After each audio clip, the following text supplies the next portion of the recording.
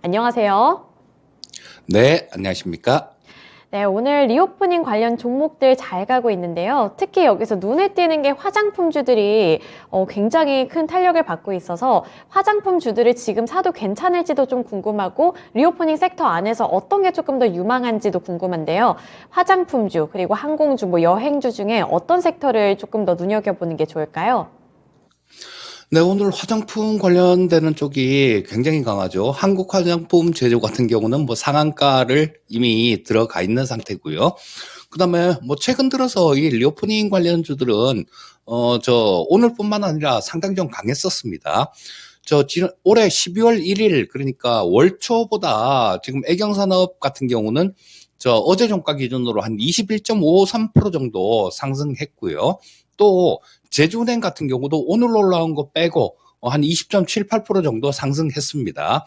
그리고 대부분의 이 화장품 관련주들도 마찬가지로 12월 달에 좀 많은 그런 강한 모습을 보여줬고요. 호텔 신라 같은 경우도 오늘 올라온 거 말고 12월 1일부터 시작해서 한 6% 정도, 6.4% 정도 올랐으니까 오늘 상승분까지 합치면 두 자릿수 상승이 나온 거겠죠.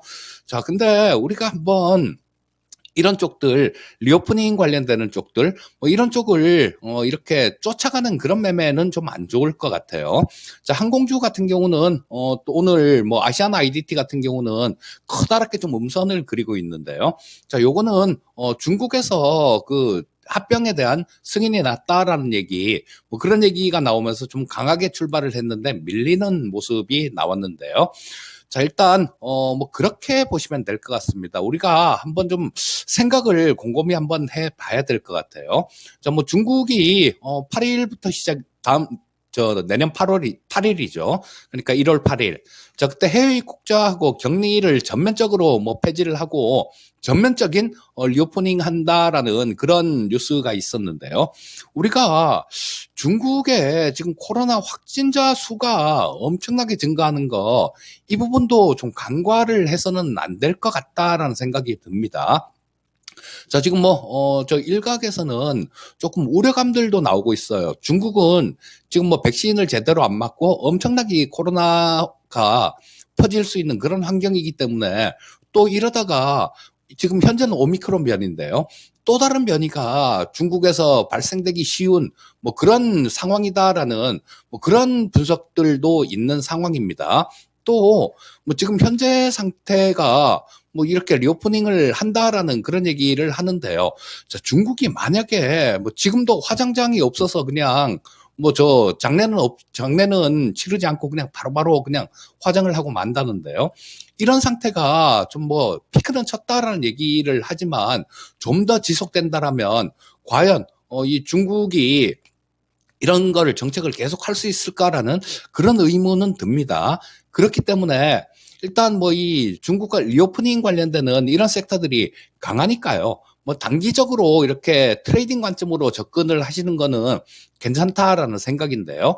그렇다고 이런 것들을 좀 올랐을 때 쫓아간다라면 잘못해갖고 좀 물리게 되면 크게 고생을 하는 경우가 많으니까요. 일단 실적 부분들, 이런 부분들도 전부 다 꼼꼼하게 따져봐야 되겠죠.